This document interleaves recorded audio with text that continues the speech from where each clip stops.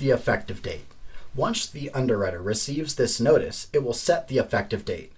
This is the first day that the new issue will be sold to the public, so important rules come into place on the effective date.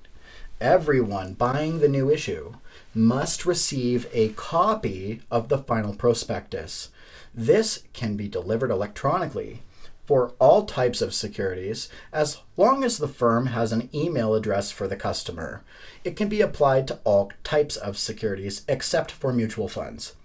The new issue cannot be traded on margin for 30 days after the effective date. This rule is in place to stop people from buying the stock on leverage and driving up the price.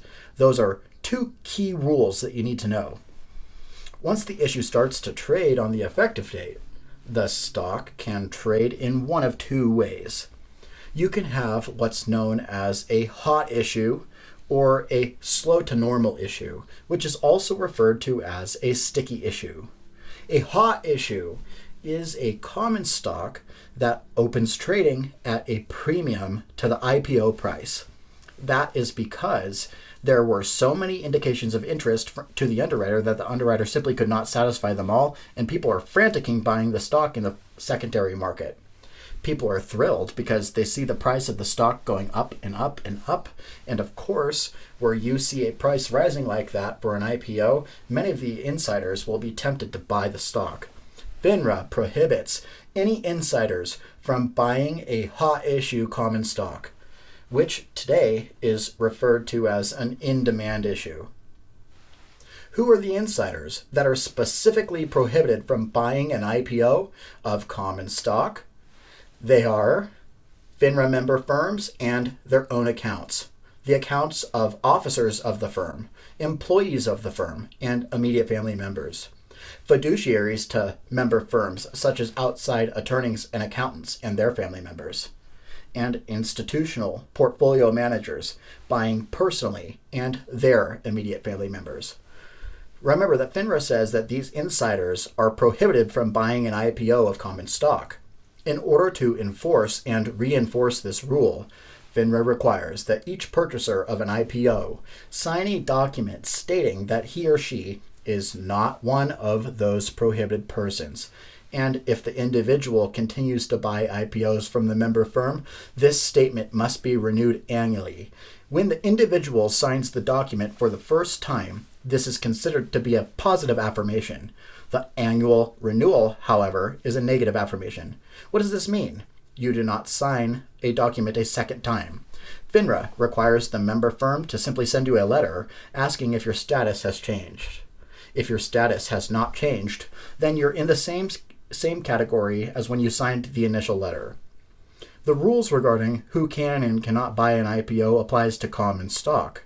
They do not apply to preferred stocks or bonds. On the effective date, the second way that an IPO can sell is known as a sticky issue. The common stock comes out into the marketplace when the price begins to drop. People will panic and start to sell, which would drive the price even lower. The lead underwriter can step in to stabilize the new issue.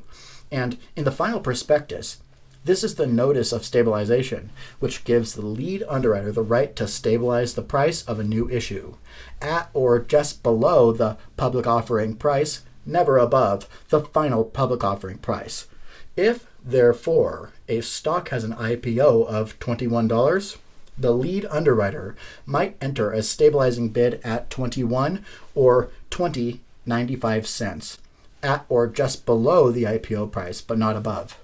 Note that the stabilizing bid is occurring in the secondary market after the stock has started to trade. Therefore, the notice of stabilization is a provision of the Securities and Exchange Act of 1934, not the Securities Act of 1933, governing the primary new issue market. The new issue market. Once the shares are sold, typically the lead underwriter will place a tombstone ad showing that the offering has been made. The tombstone ad is not a solicitation or offer to sell. All it is a record of what have occurred with the new issue. Then on a given day, the issuer and the underwriter will exchange cash for securities and the underwriting is complete. we have now covered the highlights of unnegotiated underwriting, which is used for corporate securities. This includes the formation of the syndicate, the filing of the registration statement with the SEC, the 20-day cooling off period, the fact that the new issue cannot sell on margin for 30 days after the effective date, that everyone buying the new issue must receive a copy of the final prospectus at or before the confirmation of the sale.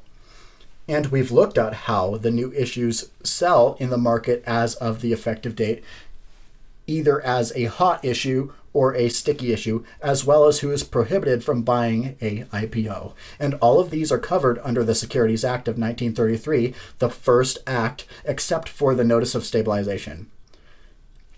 Let's move on to look at a competitive bid underwriting, which is used for a municipal tax-backed security.